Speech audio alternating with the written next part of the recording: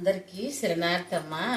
నాకు వస్తాడు. నేను ప్రతి సంవత్సరము బల్కంపేటకు పోతా, అక్కడ యాత్రలు అన్నీ పోతా. బల్కంపేటలో కూడా ప్రతి సంవత్సరం బోనం చేశా. ఇప్పుడు కొంచెం జనం ఎక్కువ అయ్యారని బల్కంపేటకు పోము.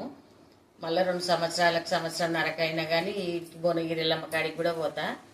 ఆ భువనగిరి ఇల్లమ్మ కాడికి పోతే ఏందమ్మ కుల్ల కొంచెం జాగుంటుంది, పిల్లలు ఉన్నారు మాకు, మంచిగా ఫ్రీగా పోయి వస్తాం కదా అని అనుకుంటే ఆడికి బోనము బియ్యం తీసుకొని పోతే ఆడ మొత్తము వాళ్ళు ఒక ఏది కాదు, ఏదో అమ్మవారి దగ్గరికి బాగా కష్టం ఉంటుంది అని తీసుకొని పోతే బోనము తీసుకొని పోతుంటే బియ్యం తీసుకొని పోతుంటే బోనం కాడ 500, బియ్యం కాడ 500, బొట్టు పెట్ట 200 అడుగుతారు. మళ్ళా మేకని తీసుకుపోతే మేకపోతుని తీసుకపోతే మేకపోతు కాడ 500 అడుగుతారు.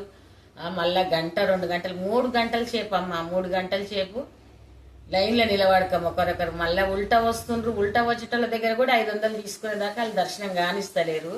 అసలు ఆడ ఏమన్నా రాలేకపోతే ఏంటి వాళ్ళు, అయ్యో బాధ, అమ్మవారికి ఏదో బాధ వచ్చింది, మనకు బాధ వచ్చింది జనులకు.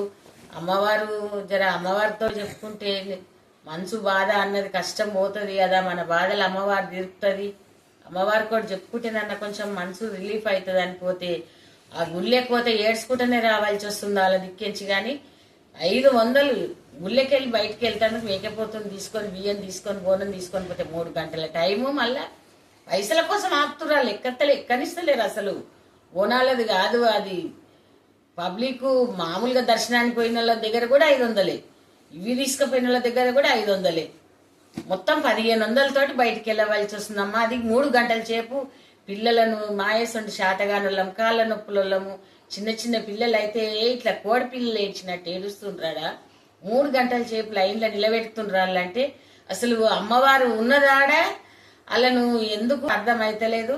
మరి ఆ గుడికి ఎవ్వరు దాపు దర్యాపు లేదా, ఎవరు పట్టించుకోరా, మరి ఏం చేస్తురు లేదా, ఆడ పెద్దగా ఉన్నది మళ్ళీ అంతా చేస్తురు డెవలప్ అన్నట్టుగా కూడా లేదు. ఏడి మట్టి కుప్పలు అన్ని, ఏడంతా గలీజా అన్ని, ఏడ మురికి అమ్మవారి గుడి వెనకల్లే వస్తురు అన్ని. గుడి సైడ్ల పొంటి మీరు కావాలంటే పోయి చూడండి, గుడి సైడ్కే అన్ని లోపల గాజులు అమ్ముతారు, అన్ని పెడతారు, మొత్తం అంత గలీజు. మళ్ళీ వాళ్ళు ఏం చేస్తురు ఆ పైసా అంతా తీసుకొని అమ్మవారి దగ్గర. 1000 మంది వస్తుర్రు, 1000 మంది దగ్గర ప్రతి వారము ఆదివారం మంగళవారము, ఇక మిగతా వారాలంటే మేము చూడలేము. నేనైతే పోతా, నన్ను ఒక్కరు కాకుండా ఒకరు తీసుకుపోతారు ఆడికి. అది అట్లా పోయి చూసినా అంతే లేటు. ఇక మళ్ళీ మేము సొంతంగా నా పిల్లలు తీసుకొని మా కొడుకులు కోడన్లో మనం అందరం కలిసిపోయినా కానీ ఇక 3 గంటలు అయితే దమ్ము అయింది. రాత్రి 11-10 అయింది ఇంటికి వచ్చేటరకు. అప్పుడు ఎప్పుడు వండుకొని తింటాం, 12 గంటల నుంచి పొద్దుగల 11 గంటల నుంచి లైన్ కడితే 3 అయింది. 3 గంటలకు ఏటనే ఎప్పుడు కొట్టి చేయించుకోవాలి. పిల్లలు చిన్న పిల్లలు ఆకలి తనలాడకం. అసలు ఏంటిది ఆ గుడికి ఎవరు లేరా, ఎవరు పట్టించుకునేది లేదా, ఎవరన్నా ఉన్నారేమో ఆడ, ఎవరితోటైనా చెప్పుదాము పెద్దలతోటి అంటే అసలు ఎవ్వరు లేరు, అందరు ఆడోళ్ళే.